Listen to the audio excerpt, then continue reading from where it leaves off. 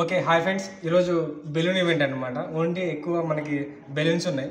Next balloons ఎట్లా కొట్టుకోవాలంటే ఈ రెండు ఉన్నాయి కదా, ఈ రెండు ఎంట్రన్స్ ఉంటాయి కదా, ముందు భాగాలు తీసుకొని ఈ ఎంట్రన్స్కి ఇట్లా పెట్టాలి.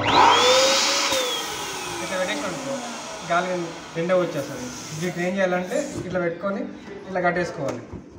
దీన్ని ఇట్లా 3 వేసుకుంటే అయిపోతుంది అనమాట. Okay, thank you.